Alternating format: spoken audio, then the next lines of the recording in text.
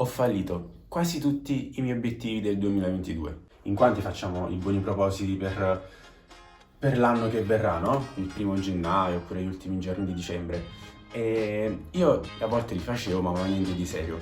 Invece l'anno scorso, 2 anni fa, per l'anno scorso, per il 2022, ho scritto e mi sono messo come screen del telefono i miei obiettivi che mi ero posto per l'anno 2022, che sono i seguenti: 10 minuti di meditazione al giorno, perché ho provato la meditazione e ho visto che mi faceva molto bene. Cioè, dopo che meditavo avevo la testa libera. Comunque, una cosa bella, no? Allora ho detto, cazzo, se la faccio ogni giorno mi darà qualche beneficio nel lungo andare.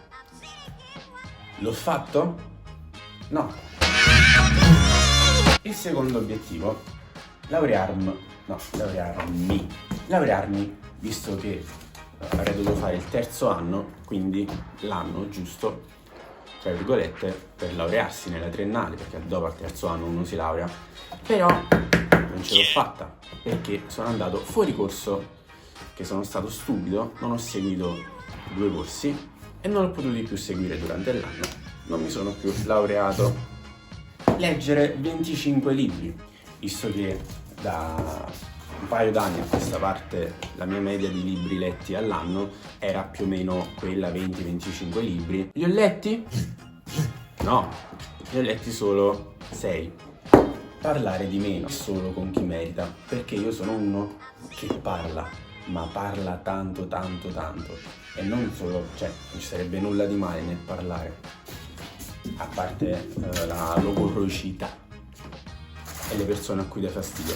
Però quello che intendo io è che io qualsiasi cosa sapevo la condividevo gratis a tutti, e questa cosa, diciamo, si è ritorta un po' contro, perché non tutti, anzi una buona parte delle persone a cui condividevo tutto quello che imparavo, quello che sapevo, quello che scoprivo, o mi ignorava o non mi rispondeva, non si meritava questa mia condivisione gratuita, perché magari io ci impiegavo del tempo e della fatica per sapere quella cosa ed ero entusiasta di dirla a te, e tu invece mi trattavi come uno stupido.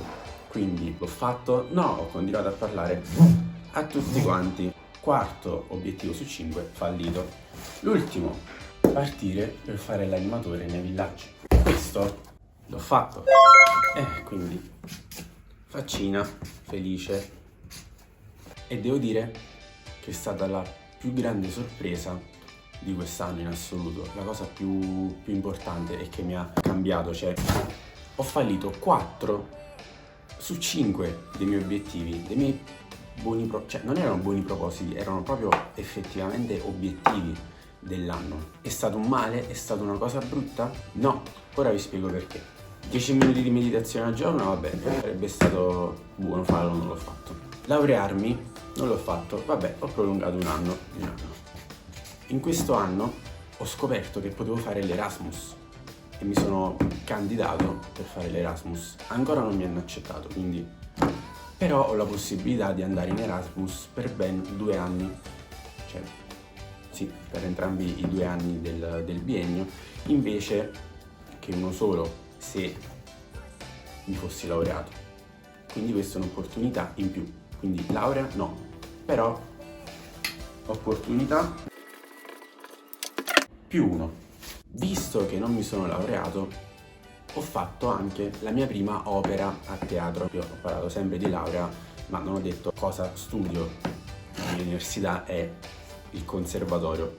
Io studio musica e sono un clarinettista, e grazie a questo anno in più ho avuto la possibilità di partecipare alla mia prima opera a teatro, che è stato Il Barbiere di Siviglia, ed è stata una cosa spettacolare, e anche questa mi ha cambiato. Opportunità, un altro più 1. Leggere 25 libri. Non l'ho fatto. Ci sono rimasto male?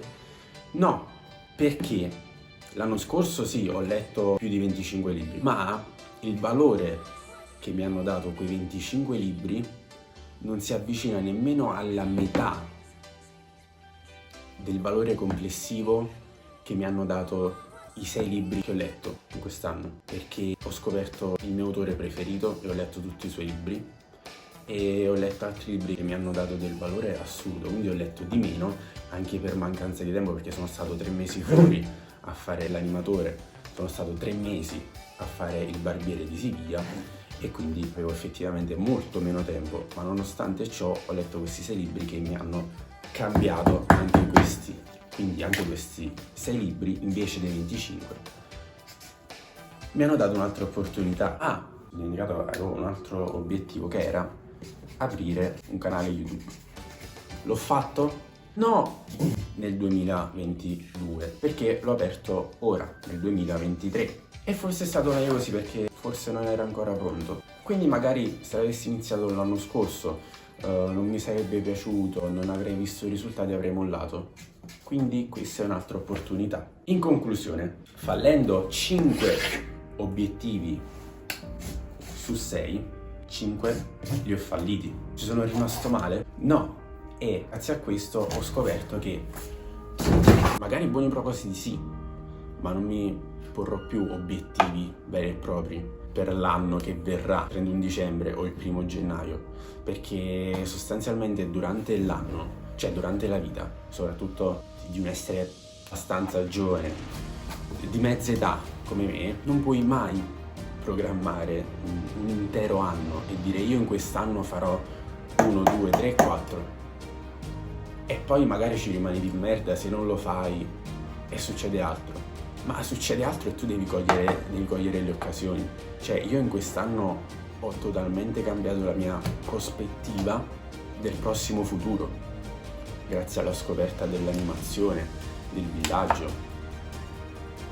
Ho fatto la mia prima opera in teatro, ho aperto finalmente un canale YouTube e mi piace e lo sto facendo seriamente. Ho letto dei libri fantastici che mi hanno avvicinato anche a un altro mondo che ora non dirò, lo dirò più in là. Quindi se volete, sì, fatevi buoni propositi per l'anno nuovo, ma non ci fate più di tanto affidamento, perché la vita è un continuo susseguirsi di eventi, di cose che tu devi prendere al volo, di opportunità. Ecco, se avessi imposto a me stesso di raggiungere quegli obiettivi a tutti i costi, magari non sarei mai partito per l'Erasmus. Ora non sono partito, però magari non avrei mai scoperto l'Erasmus, magari non avrei mai fatto un'opera a teatro, magari avrei chiuso già il canale YouTube, magari non avrei mai scoperto il mondo dell'animazione. E questo era il video di oggi. Ho fallito quasi tutti i miei obiettivi del 2022 ed è stato meglio così.